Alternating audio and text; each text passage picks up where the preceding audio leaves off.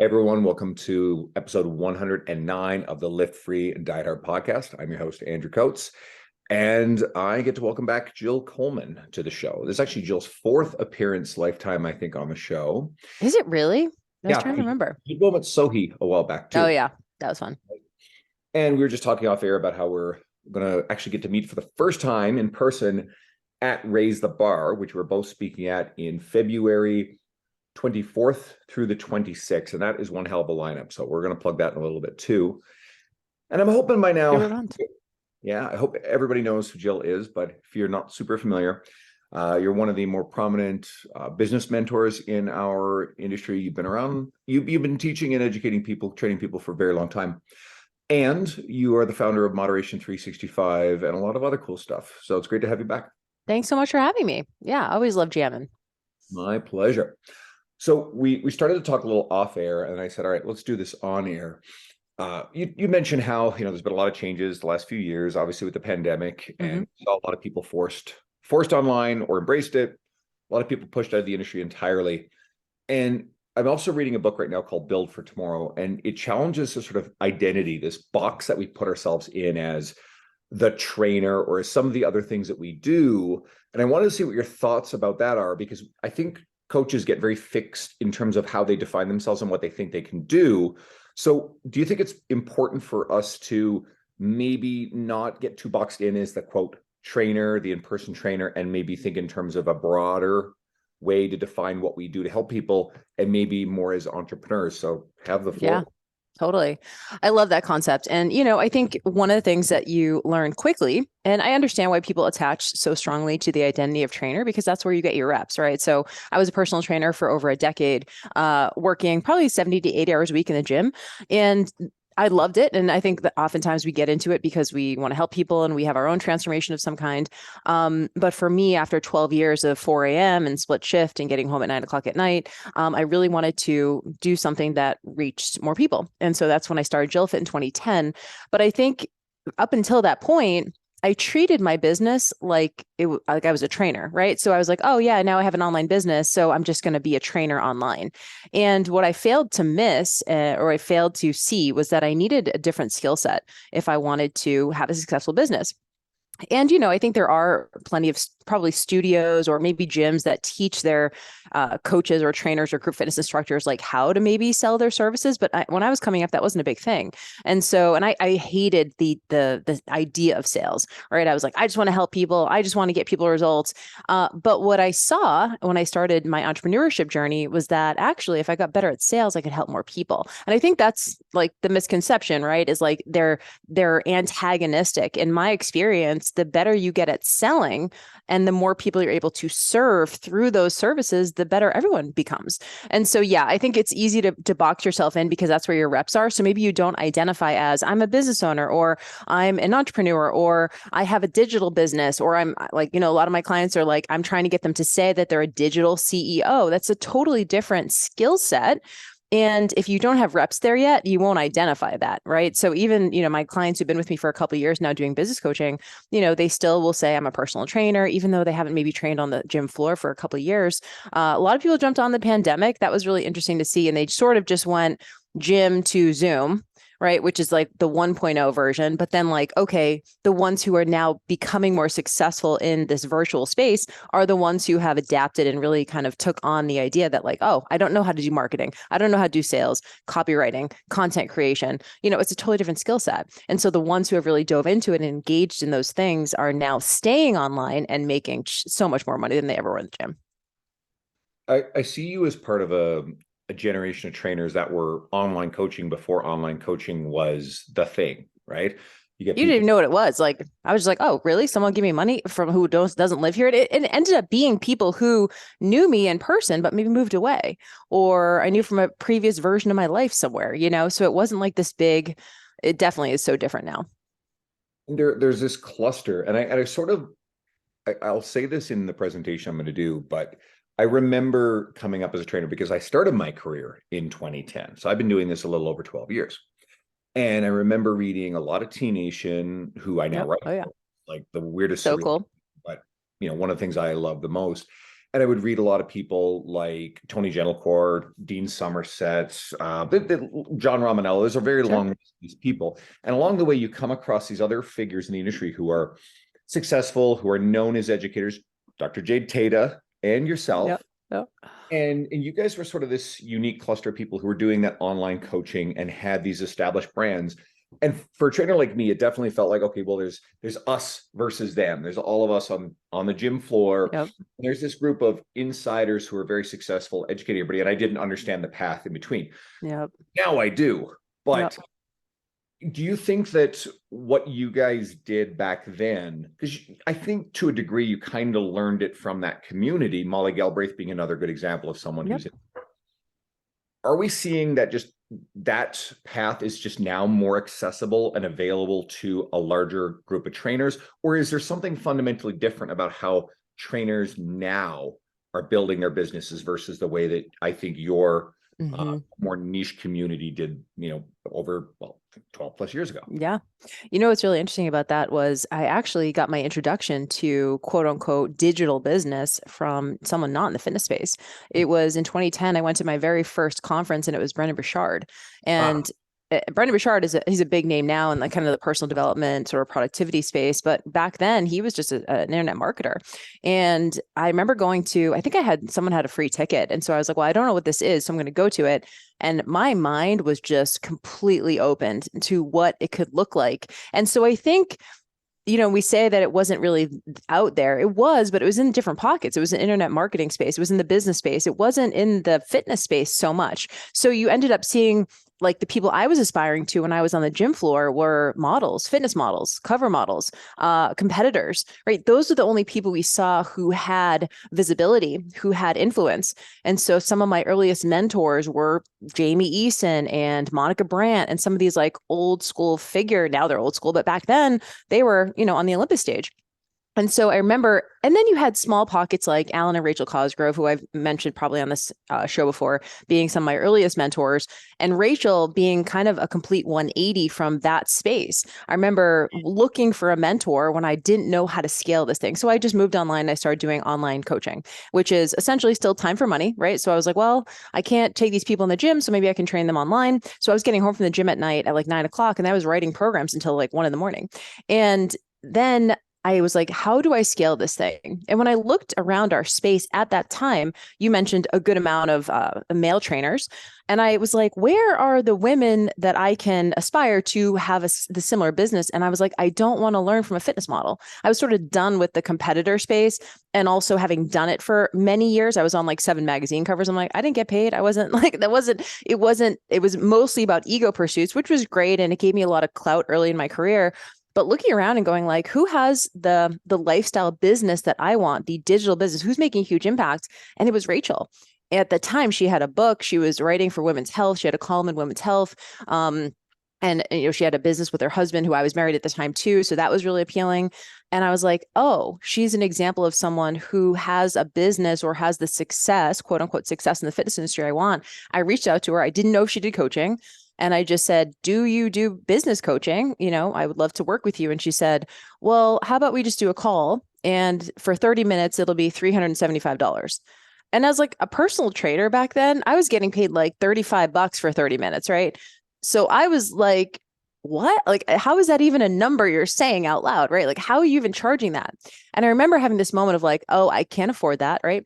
And then I just said, if she can charge $375 for 30 minutes, I need to figure out how I can do that. And I've PayPal'd her the money, got on a call. It was great, learned a bunch. And then at the end, she pitched me on their mastermind and it was $10,000. And I was like, is she crazy? Like, cause those numbers get thrown around so much more now, but this is back in 2011. I was like, that's a car, $10,000. I didn't have a credit card that went up to that as a limit.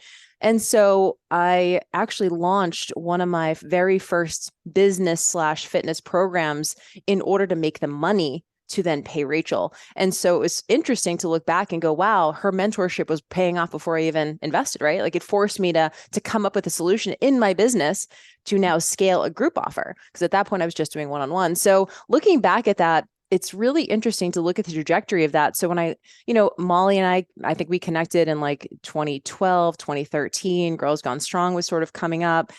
And it was interesting because Girls Gone Strong did an article, and it was sort of a roundup, and it was myself and it was some of the co-founders of Girls Gone Strong, and they said a day in the life of a fitness professional. And at this point I was full-time online, and so it was like Jen Comas and like some of these other people, and so most of us were full-time online at that time. So our day in the life was like wake up, drink coffee, write a post on Facebook, blog. There was a massive backlash from in-person trainers, like massive backlash of people saying, how are these people representing fitness professionals? Like all of them just seem to have all the time in the world. Where's the 4 a.m. wake up calls? Where's the split shifts? Valid, right? Totally valid. But what they failed to see was that we already did all that, right? Like we got to the point where we made different decisions, and it was scary. I took a pay cut to go online. And so a lot of people at that point, it was so new that seeing something like that really it definitely pissed off a lot of in-person trainers. And that was an interesting experience for me. This must have been like 2012. It's amazing that this sort of thing was fucking controversial back then, and now it's very much the norm. Yep. Well, here's what I see, and I'm wondering if you see this too, Andrew. See a lot of people sort of romanticizing like online business or online coaching or having an online personal brand. And a lot of people are not getting the reps in the gym. They're literally getting their certification like last month. And then they're going, well, let me see if I can just do it online. And these people really struggle. From my experience, they really struggle because they don't have the confidence that a trainer does. A trainer who's been in the trenches for years, you have gotten so many reps, you've run so many sessions, you've worked with so many different types of people. They really struggle with their confidence and imposter syndrome and things like that online because they don't have the evidence that they're good yet. And so I always recommend people start in person. Like you can build your online brand as you're getting your reps, but you got to get in front of bodies. Like you go to a box gym, you get like 12 clients this week, right? You'll get paid dog shit, but at least you're getting the reps and you're starting to see how it works. And like you're getting the clients that are tough and you're working through a lot of that stuff. Then online, you're like, oh, I can do this because now I have a show of evidence that I'm a good trainer. And so those are the people I see that struggle the most, who just hop online right after they get their cert. I think there's a couple things with that. One, I mean, the last few years, there was a period of time where you couldn't train in person. Depending on where you were geographically, that time was fairly extended. We always have people wanting to enter the space. So I think it's much more normalized now to learn personal training as more of the hybrid model than it was back then. And you didn't, but I do hear other people sort of use very gatekeepy language to say, oh, you have to train a minimum of 5 years in person before you've earned the right to go online. That's crap. That's old school thinking. That's old school thinking. It's gatekeeping, and it doesn't do anything positive because the people coming up now, because social media is so much more a part of what we're all doing, that they're just going to tune that message out, and then they're going to find the sleazier types who are adjacent to our industry who promote teaching people big ticket online training stuff, and they're going to scoop those people up, and they're going to do it in a way that probably lacks integrity. There's the other side of it. We also have, and again, I don't like complaining about quote fitness influencers because I don't think there's anything positive about it, but we have people who built image-based social media who aren't actually traditionally coaches, who then turn around and start offering some sort of product, who don't have the in-person experience and probably never would. Now, they're really not a part of our community, but I think there's more blurring of the lines in the eyes of a lot of trainers. And I think, or in the eyes of a lot of consumers, right? I mean, I'd be interested in your take on just like, I don't know, the market sort of figuring out who's qualified and who's not.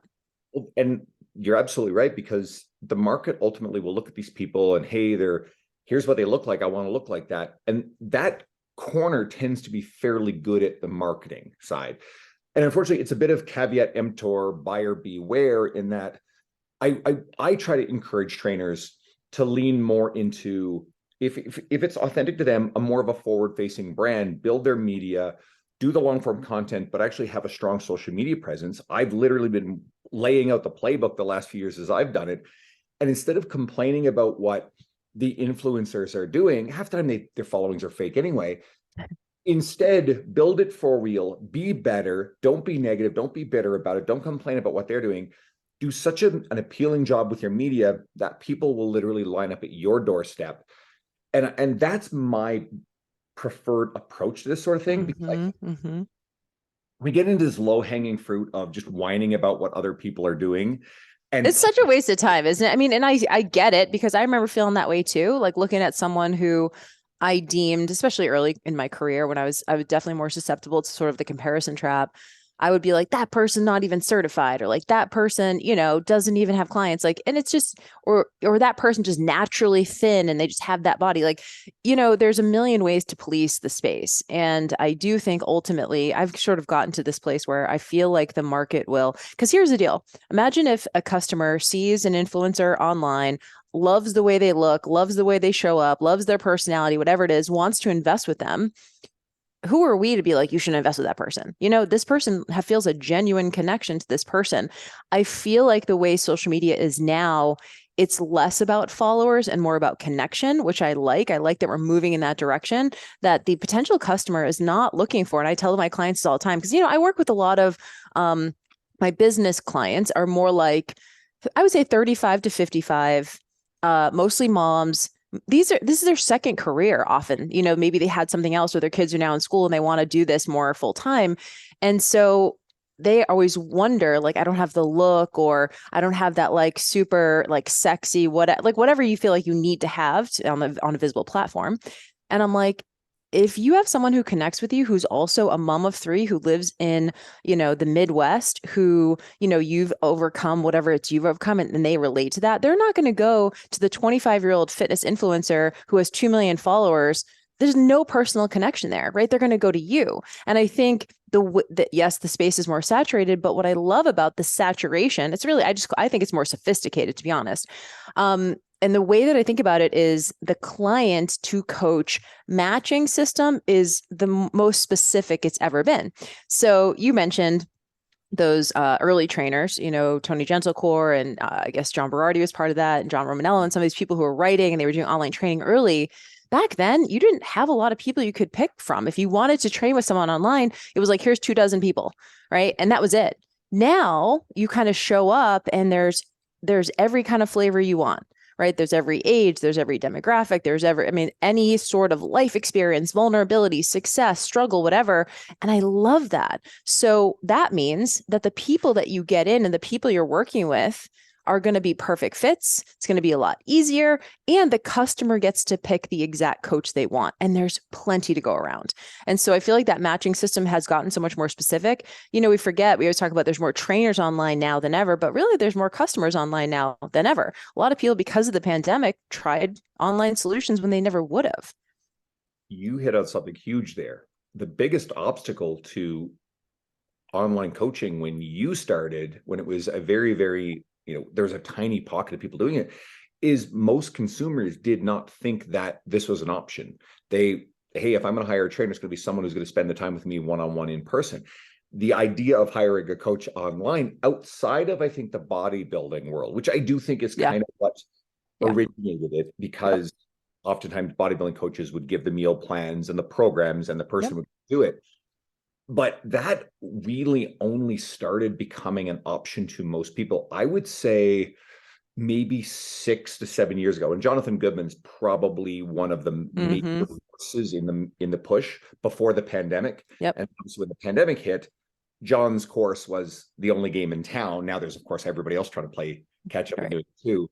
But he saw a massive surge in interest in it. And then that got saturated. And then obviously he realized, wait a second, we got 10 years of customers within this space of here. It's not going to grow at this pace, and honestly, the revenue is going to fall off a cliff, so we need to pivot. And that's John totally about that. There's a boomerang for sure. I'm glad that you brought that up, because number one, I remember like people being like worried to put their credit card in, like, it was like that early where people were like, I don't know, is this a scam? Like a lot of that kind of stuff. I mean, we could talk about that. I feel like they're still alive and well, but that was really interesting. And I feel like with the pandemic, we saw a lot of people go back to the gym, which obviously we kind of saw that. We had a lot of trainers jump online and have fast success. So they were like, wow, I could just keep doing this. But what happened was their first launches or maybe second launches during 2020, 2021 did really well. And now the well is dried up, right? They don't have any people to sell to. Either people went back to the gym, or they, already mopped up everyone who knows them, has already done the program. And so now they're seeing, and it was hard as a business coach, so a lot of people came in, they were massive success. and like so excited. And I never want to go back to the gym. And I love this. And I wonder if I can create it. But their audience hadn't caught up to where they were yet, like in terms of volume. They didn't have enough people to sell to. And so I was like, okay, if you really want to transition into now, this is going to be a real online, like you had a lot of fast success. Maybe it was a little bit of a false sort of, like false sense of this is easy. And now they're kind of seeing, oh, if I really do want to transition long term, I have to learn these business skills. And I really have to think about growing my audience. And I got to be consistent on social. And I'm not going to have the easier success that I was having in 2020 and 2021. And it's so weird to have these conversations because so many people had like terrible years those years, But for online coaching and fitness business, I mean, like I mean, I had to scale because I had no place to put clients. Like literally, we had no, I was like, I've taken on one-on-one clients. I was I was literally on Zoom 8 hours a day, like most days of the week. And I was like, I just recreated the gym. Like I'm at the gym again, but it's my desk. And so I had to like really scale and figure out how to do that. And to your point, we're definitely having to continue to pivot to see where the space is going to go now, because it's sort of back to where it was before. This has been one of my favorite conversations in a long time. So I hope everybody listening's liking it. One of the places we mentioned off air, and you've said the word, I think 3 times now, we were going to talk about this, was scale. And so there's I've become far more interested in scale maybe in say the last year. And this is also sort of a pitch for everybody going to Raise the Bar or any of the other events. There's almost more events than ever. I'm just announced that I'm rebooting my event for Edmonton in October. And I've got most of the lineup set. I'm going to work on a couple things, but this is going to be dynamite. And I've been spending more time around, literally sitting at the table or metaphorically at the table with people like Luca Hocevar, Don Saladino, Kelsey Heenan, who've become friends. They're actually doing an event at Luca's gym in March, which I'm going to be attending, which is going to be dynamite. And Kelsey and Don especially, like you, talk a lot about how they've scaled their online offerings. So Kelsey and Don, I mean, Don for sure has a 7-figure business, and I wouldn't be shocked at all. I don't know exactly where Kelsey is, but Kelsey and her husband Dennis have a massive business, and it's delivery of programs, and it's not the one-on-one thing. Like, sure, Don trains Ryan Reynolds and Blake Lively one-on-one, but he's actually stepped away from most of even training famous celebrities because he's channeled his time into creating challenges and an app and other things that have allowed him to scale the proverbial time for money. Mm-hmm. So what are your thoughts on scaling? What are your thoughts on encouraging coaches to, first of all, start with an open mind about maybe getting away from only just doing that time for money hour on the floor? And it's not to say they have to abandon that, but to look at options to be able to build stuff that can earn more money relative to the amount of time they spend on it. Mm-hmm. Yeah. So I feel like people throw this word around quite a bit and don't really know exactly what it is. So scaling is essentially generating more revenue per time put in, right? So either decreasing the time you're showing up or even maintaining it, but just bringing in more revenue. And one of the things I can tell you, because I do work with, our main offer is a beginner to business program. It's called Fitness Business Accelerator, FBA. And a lot of people come into that and they're like, okay, how do I scale? And I'm like, but you have no clients yet. So I think you do have to slow your roll and you'll know when the time is right to scale. I don't encourage people to start with always start with a group offer. If it is going to be a group offer, maybe it's going to be like what I call a coaching pod, which is where it's like anywhere between, 3 to 12 people paying something a little bit higher ticket than maybe an app, maybe a little bit lower ticket than one-on-one, but like similar goal sets, similar frustrations and struggles, and almost curate the group, right? Let me find the right person for this group. It's kind of like a mentorship. The thing with Dawn or Kelsey or whatever, massive audiences, right? Massive audiences. So they can do volume. But for the average person who's just getting in as a trainer, they don't have a massive following. They can grow in over time, right? But they come in, they're going to want to do higher ticket one-on-one for 2 reasons to start. Number one, it's the most time per dollar for what they're doing, right? So they just don't have a big enough audience to grab. So it's like if they can be making a 6-figure income online with like 10 clients a month, right? So you think about it from that perspective, It's like that's the best way to begin. The second reason is because they need social proof. They need massive social proof to then, I guess, use the word earn the right to put people into groups, from my estimation. Doesn't mean you can't start with groups, but you need to, if you're going to, they're probably going to be a little bit smaller, maybe a little bit more high ticket, probably people you know, right? You're not going to want to do, the worst thing you can do as a brand new online coach is to come out and be like doing a $10 a month app. Like, good luck to you. Like, you need so much volume for something like that. So think to yourself, okay, can I start with one-on-one high ticket? Like, and really get good at the transformation you're facilitating. So what is that? Is it weight loss, muscle gain? Is it body composition? Is it overcoming, bad relationship with food? Whatever that is, get very clear and very specific on what you're delivering and become the go-to person for that thing. Once you do that and you sort of break through what I call this trust threshold, where people go, oh, Andrew, he's the one who, or Jill, she's the one who does, like, we want that almost one word familiarity, right? Like, oh, she's the one who has the, and you kind of want to get so good at becoming the go-to person for that thing. And this is what I think people miss. I think at some point you do need to overwhelm yourself with business to then earn the right to then put people into groups, or earn the right to be more discerning about who you take on and things like that. And it's not to say you have to like suffer or anything like that. I'm not a big, like, you don't need to martyr yourself out, but there's going to be a period of time where, in order to, and it's hard because a lot of trainers come in and they're like broke, right? And they're like, I need cash. And I'm like, then you need to do high ticket one-on-one and get really good at that transformation and be the go-to person for that thing.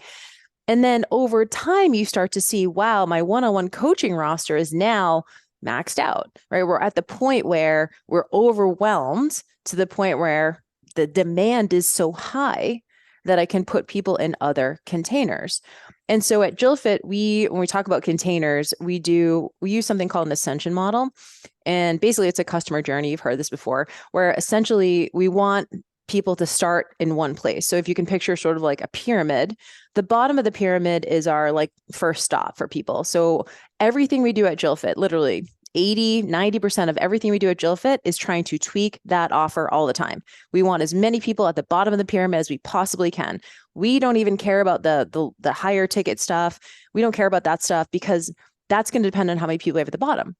So the first offer we have is called FBA, and it is a group program. It's 6 months coaching directly with me in a group. And it's usually we enroll about 150 people in this, and we run it twice a year. And everything we do at JillFit is to get people into that program. That's it. Like the majority of people we want coming into that program. So we're tweaking our messaging, we're tweaking our lead magnet, we're tweaking our ads, we're tweaking all of this stuff.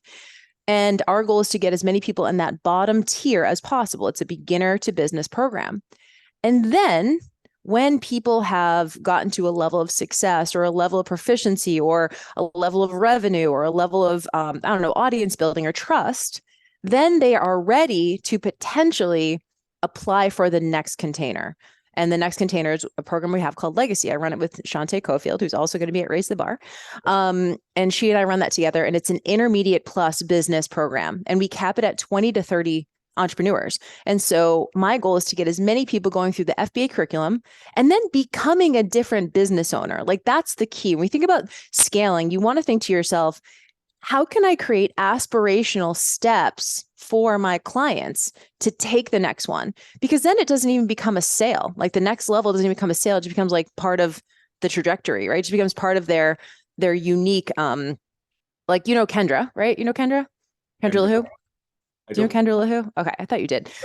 Anyway, she did FBA and then she graduated to Legacy. And then from there, if people are ready, we have a 6-figure container called SNS, or Strategy and Scale. And that's my mastermind. We cap that at 12 to 14 people. And so the idea is, ideally, I would love as many people to come into that very bottom space, get change as a business owner, have a level of success or proficiency, whatever, and get ready for, and then those other tiers, like those higher ticket things, they're not even sales. They're literally like very chill wait list to an application. People put it on their vision board. Next year, I want to apply to Legacy. Next year, I want to be in your mastermind. I'm going to be your mastermind 2 years from now.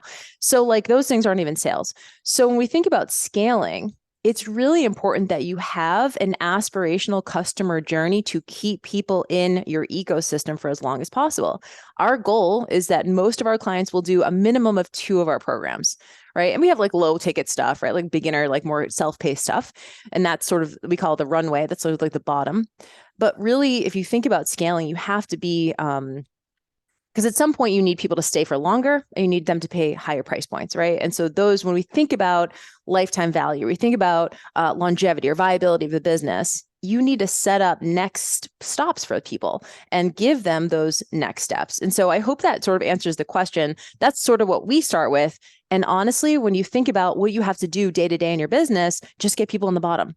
Because then as they move up the chain or they move up the journey or they move up the ascension model, it's not even a sale. It's actually fairly easy because you've mapped it out for them. And people want to be led. I want to go to the next level, and people are becoming a different person. So if you think about this from a trainer's perspective or a nutrition perspective or whatever, I have a lot of clients who their ascension model is their bottom of the ascension model is like a macro coaching program, right? It's like, that's a great place to start people. People come in, they're more beginners to nutrition. They don't really know what's in the food they're eating. They don't know portion sizes. They don't, know what a macro is. They don't know what's in their food.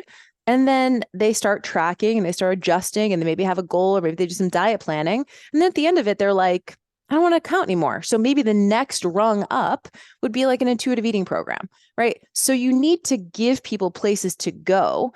And to me, that's really what scaling is about, is like, how can we keep increasing our prices and keep people in the ecosystem for longer? Because, if you have someone come in and you have a $10 a month membership or even a $50 a month membership, average fitness membership's 3 to 4 months. So you're looking at it like, even if I have a $49 a month membership and someone stays in for 4 months, I'm making $200 total from that person, versus you could put something in place where there's something that's a higher buy-in and then they stay because they get better results even. So we're constantly thinking about how can we deliver the absolute best product here, because if they get better results, they're going to want to stay in our ecosystem for longer. There's something embedded in all this. And I think when you talked about your ascension, I like the word aspiration. And I think that was the key. I got excited when you said that. And a lot of what I think about with scale, where people need to start, is they need to identify and start to shift the limiting beliefs about the little boxes that we get put in when we start at the commercial gym.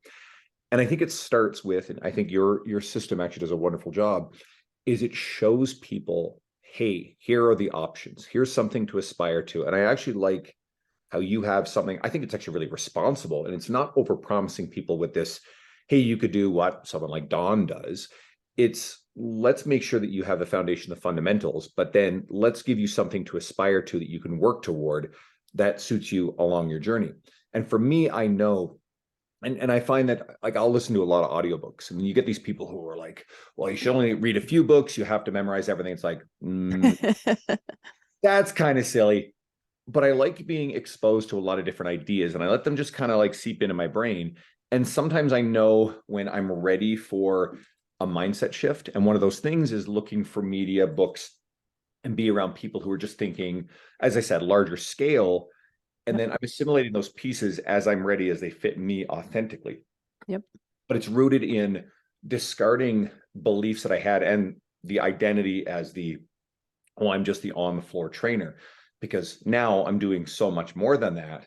And I'm excited and I'm enjoying the journey. And then by surrounding myself with people and who are actively seeking out to spend time with me, or choosing to want to include me in things, who are doing things that I think, hey, me before I'm like, oh, I would never do that. That would never be me. Now all of a sudden I'm open-minded to say, well, I see the path to that, and I think that could be really appealing. And I mean, I still don't think I'll ever be a Dawn, right? I don't. I'm not going to be training, all these Hollywood celebrities. Dawn is a unique individual, and it's important that we don't look at Dawn and think, if we don't achieve that, I could do that. Failure, right? Right, exactly. And you made a good point of just saying, like, and what you're really describing to me, it sounds like mentorship. It really does. It sounds like, who is doing what I want to be doing. I gave you the example of Rachel, and I really think that that's, if you're looking to scale, you have to get in the rooms with people who are doing it well. And so I hired a mentor. I work with James Wedmore, and he's in the internet business space. He's not really in the fitness space. I signed up with him last year, and I just re-upped for 2 years ago. And this is my 3rd year with him, because he has a similar business model, right? He's doing, courses and coaching programs and stuff like that. And we just talked about one of the ways to scale, which was, how can we bring more revenue in, right? How do we have these containers that are higher ticket and keep people in our ecosystem for longer, whatever? The other part of scaling is taking your time away, right? So you can increase revenue and or decrease the time that you're putting into the business. So let's just say your revenue stays the same from one year to the next, but you're working half the hours. To me, that's scaling. And so how can you also remove yourself a little bit more from the business? Now, I'll always have a personal brand. I'll always be Jill Fit. That's going to be the business. But I started hiring more executive team members last year. And as someone who was sort of a glorified solopreneur and liked being that for such a long time, I told you I was an autonomy trap. I told you about my Zoom 8 hours a day for 5 days a week. So I was like, wow, the thing I started my business for, which was autonomy, right? And flexibility and whatever, I had created a prison of my own making by taking on all these clients again. And so I realized that anyone could take anything off my plate. And I think, especially for us who are more driven or whatever, sometimes you feel scary to like give over something in your business, which is, I think, partially why I didn't hire for so long. I was like, they can't do it as well. They won't care about the business. There's going to be mistakes. I can just do it faster. I can do it better. I made all those excuses. The truth is that probably is true. Like at the end of the day, I'm not going to miss much, right? Because it is everything to me. But what I noticed is when I scaled, and the reason why I hired James was because that dude works like 1 hour a day. I literally asked him like, how much do you work? He said 1 hour a day. His team basically it's like a machine. It runs the entire thing. He's not micromanaging people. I was picturing giving people like task lists, right? Giving them to-do lists and micromanage them and like watching and checking their work. And I was like, I don't want that. I'd rather make way less money and just be able to go to Australia for 3 weeks and no one bother me, right? But the way that we've grown the team, and we use a system have you heard of Rocket Fuel and Traction by Gino Wickman? Yes, I have. Yeah. Yeah. Okay. So Gino Wickman wrote these 2 books, and that's the system that we use at JillFit for the team building. It's Rocket Fuel, where there's like sort of two people at the helm. There's the visionary, and then there's what's called the integrator. Now, the integrator, you're not going to find that on like Upwork.com or Indeed.com. It's going to be more of like a project manager, head of operations, whatever. And so basically the way we have it set up at JillFit is I'm the visionary. And by the way, I was doing the integrator stuff too for a long time, right? I was the admin, I was doing all the things. But now when you are in the visionary role, it really frees you up to like operate in your zone of genius. Where are we going? What are our goals? The programming, the content creation, the coaching, right? All of the IP is me, but the integrator comes behind me and just makes it all happen. So oftentimes they know what's going on in the business even more than I do, right? I'm kind of like, they're like, okay, Jill, we need these videos for the sales page. Okay, Jill, we need this, give us the edits on this thing. So like oftentimes they're much more proactive. It's not like a VA. It's not like you go out and you find someone in the Philippines that you have to give a task list to. This is like these people are enrolled in the vision. They're full-time. They're proactive. I never thought that was possible, right? I was like, these people aren't going to care about my business as much as me. They do. And we have a really cool like compensation model in place where like if the whole pie gets bigger, their slice gets bigger. So it's finding ways. This has been a completely new skill set for me, Andrew, like totally new skill set the last 2 years. And it's not like 100% dialed in, but we're getting there. And now I'm like, wow, we increased the revenue at JillFit 70%. We see a lot more money going out. But I'm like, I would never have been able to do that if it was just me. And I think a lot of people, and you'll know when the time is right. Like I told you, I was ready. Anyone can take anything off my plate, right? Like you'll know when the time is right. Oh, this speaks to me because I definitely have also in that autonomy trap too. And and this goes to what I was saying before about exposing yourself to ideas and people that will challenge those limiting beliefs, because Totally. it rarely works as someone just says to you, no, you have to do this differently. You almost have to let this stuff marinate in your Yeah. brain until you're ready to embrace it. And that's an ongoing thing with me. But I've also come to realize like I can't do it all. So a couple of thoughts here. Yep. One is I've started to outsource certain tasks. For example, a couple of years ago, I hired a well-referred guy to build my website for me. I don't have that skill. He's done a wonderful job. He's great. At some point, I had a young client, young trainer named Bailey Lau, who's been wonderful. We actually have a second podcast dedicated to our online women's group program. So we have a group offering. And it was a really cool opportunity to take someone who I thought, very, very mature young fitness professional, create an opportunity for her, create this entity. And it's a piece of infrastructure that we're building and scaling. And it actually did really good as a side project in year one. It's created an extra revenue stream for her and a little bit for me. So that I've taken my web developer to build out the website for that. I've hired a young coach just to do a bunch of video editing for me. And I need to do more and more of that.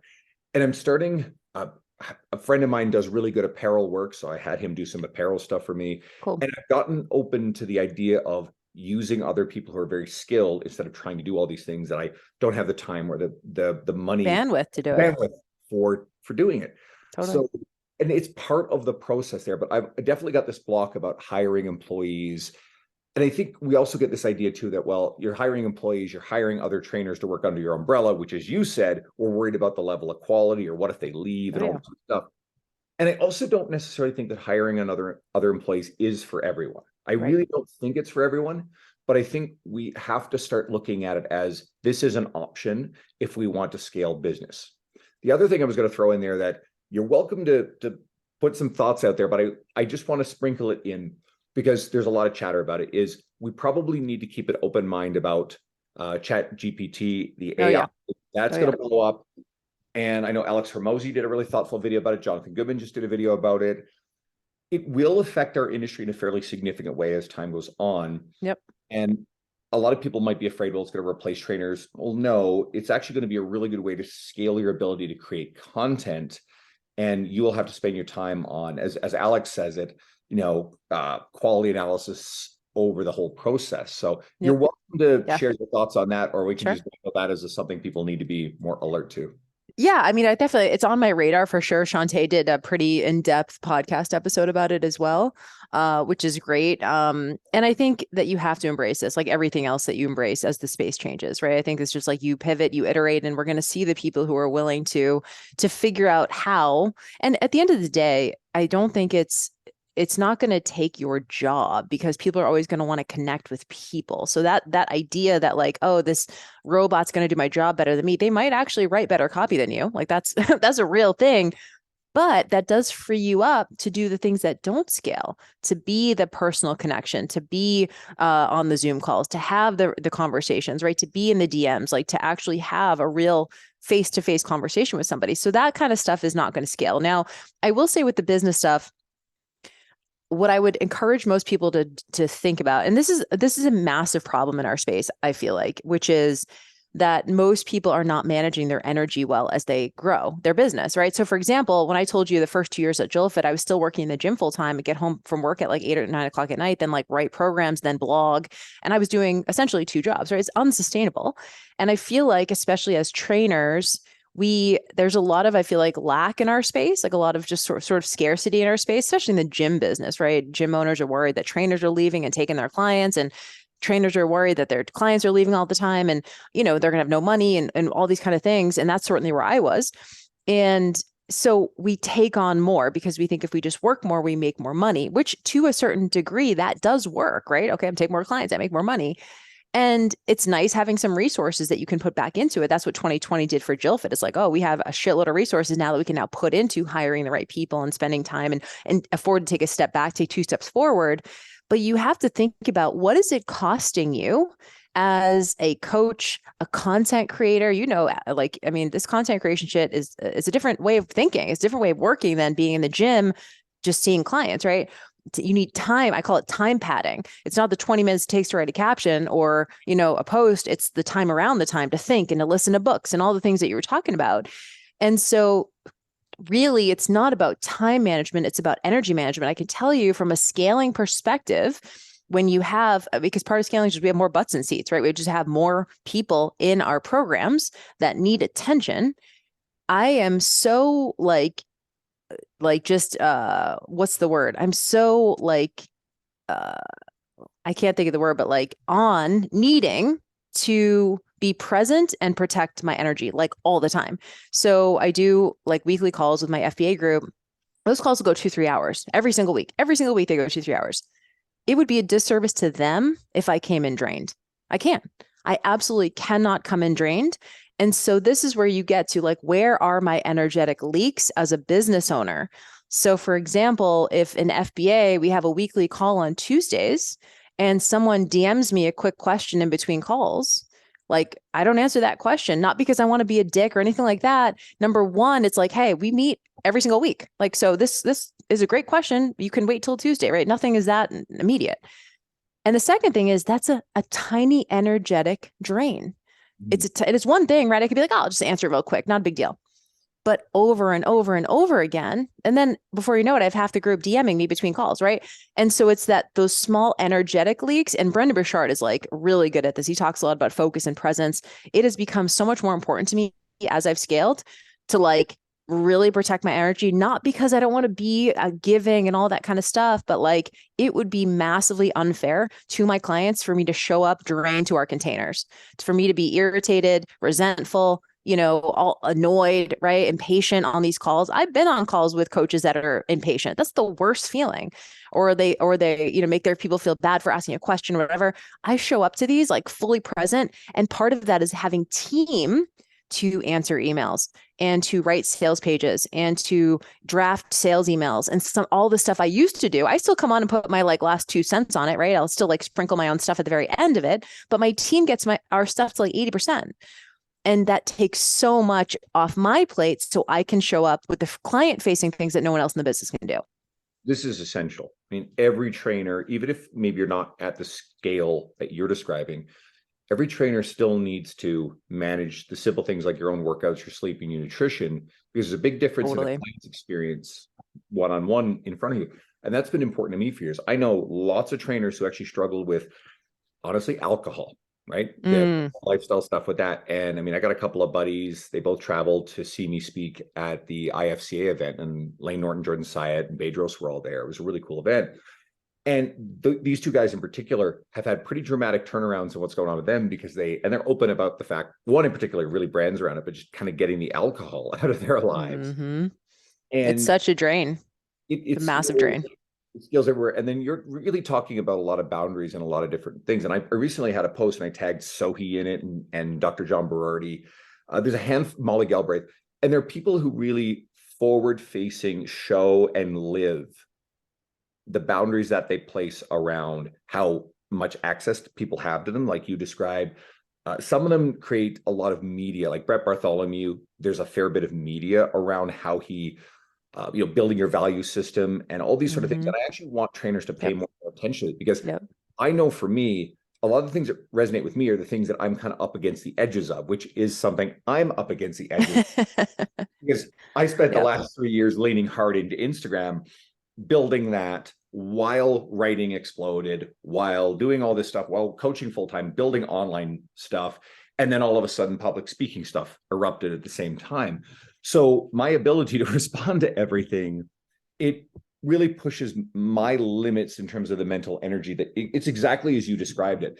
And anybody listening, if you're feeling this stuff, well, this is why we get you to go and follow Jill and obviously listen to podcasts like this. So let's conclude. But I love that and I don't want people to miss this. What you just described is a growth phase, right? And so like, that when you're in a growth phase, number one, it's transient, right? It's like, okay, I can't keep up this pace, right? I'm going to maximize it while it's here and people want my attention, whatever. I'm going to maximize it. But I also realize I can't keep going at this pace. And so I don't want people to miss that. The second thing you said is like, you're at the point now where you might need some help in some of these things because I hate to use this word again, but you earn the right to, right? The demand has been there. So we've seen the opposite too. I remember I had this client years ago, a business client. It was a young guy. He was certified. I mean, he was like right out of his certification. He wanted to build his online business, maybe like 22, 23 years old. And I remember I was like, okay, so let's talk about when you're going to take clients, whatever. And he goes, well, every morning I have a morning routine and I go for a walk and I get my own workout in. And then I usually like meditate and whatever. And he was like, so I don't want to take clients in the morning. And I was like, dude, you have no clients.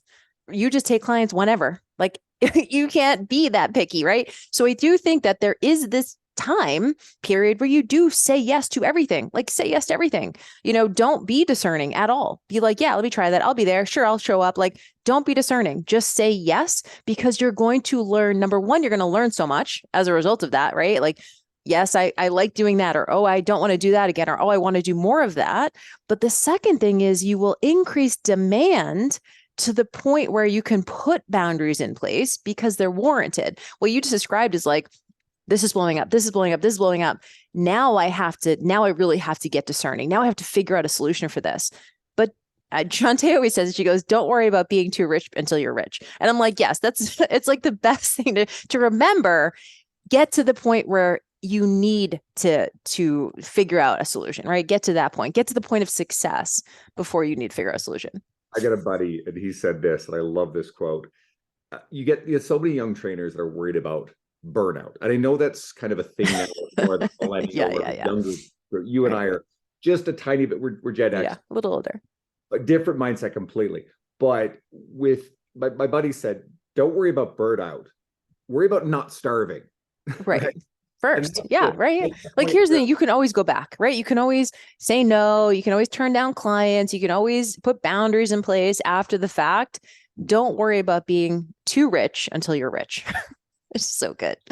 so I know you're going to deliver a killer talk at Raise the Bar. So let's plug the event because Nick Lamb and Derek have Yeah. done a wonderful job putting together what I think is the best lineup I've ever seen. And Rachel Cosgrove is part of that lineup too. I'm Sean excited. was part of it.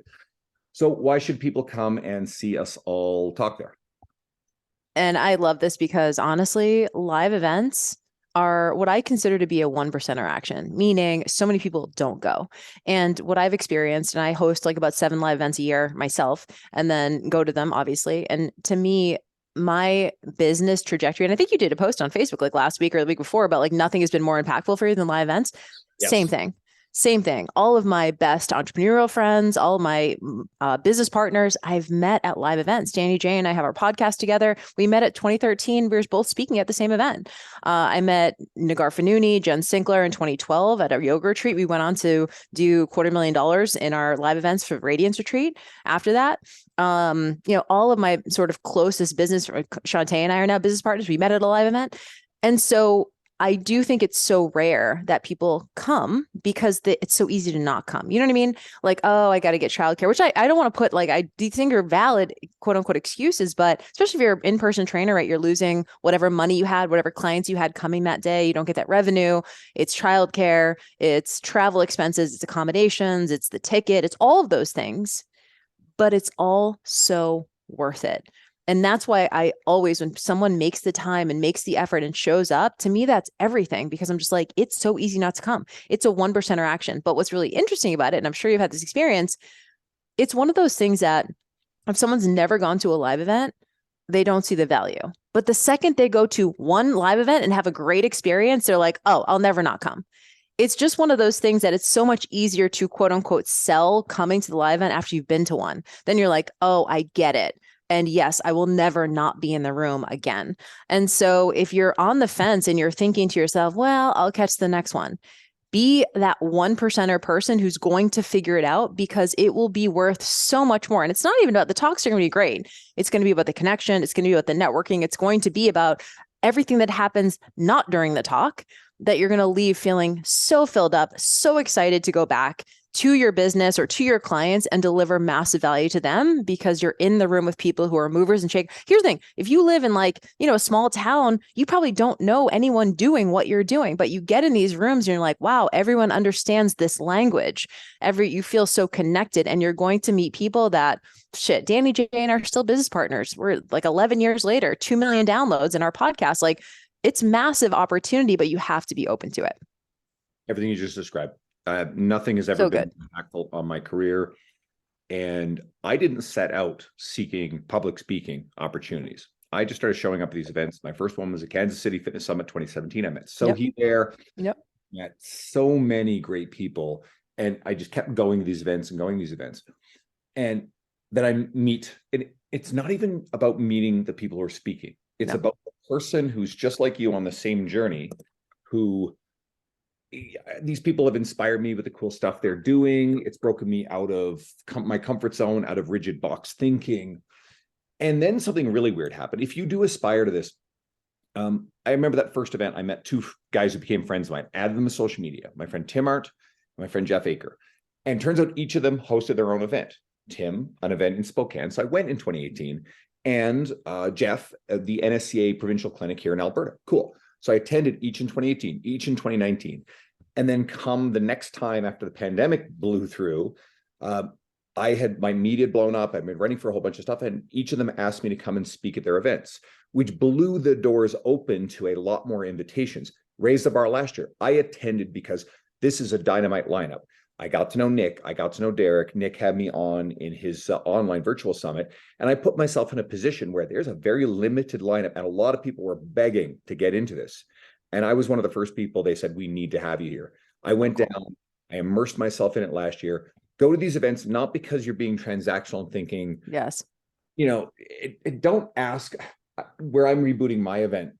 I mean, I have so many people I would love to have in that event, and I have limits, and I'm trying to prioritize Canadian speakers for October. And I've gotten a lot of requests. Hey, can I come speak? Can I come speak? And it's just like, and I understand where it's coming from because people are thinking, well, this will be really good for their career if they get in the lineup.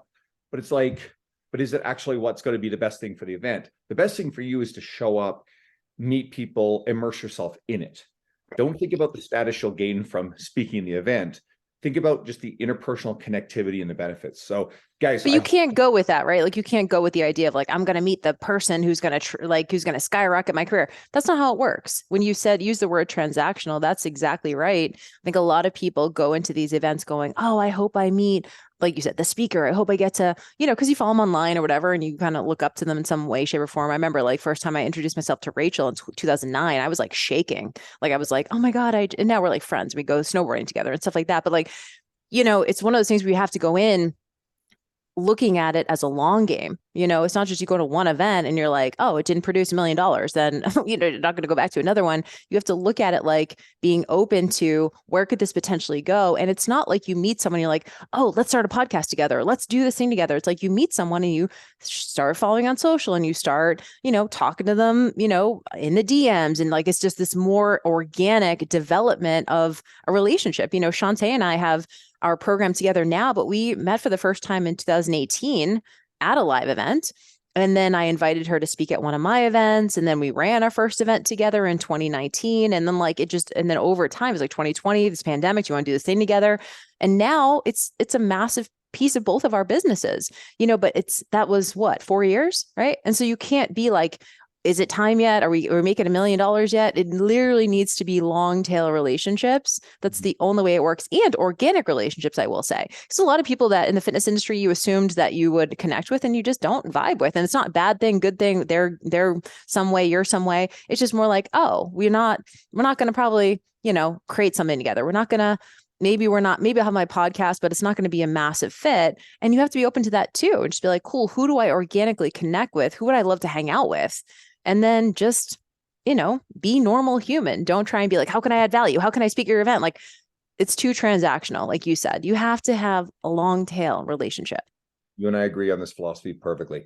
You're probably out of time. I'm going to let you go to your next thing. We had to move this hour up an hour early anyway. Jill, you were wonderful. It's one of my favorite episodes in a really long time. Everybody listening, please go follow Jill. This is what you're going to get more of if you're plugged into Jill's media. Come hang out with us at Raise the Bar, please. If you're finding this episode through Jill's media, scroll through my episodes. Jill's been a previous guest. I've had Sohee Lee and a lot of other people, Molly Galbraith, who you guys will love. And thank you for tuning in. If you're a longtime listener, I really appreciate having you here. I've got more great episodes coming up. Thank you, Jill. Thank you.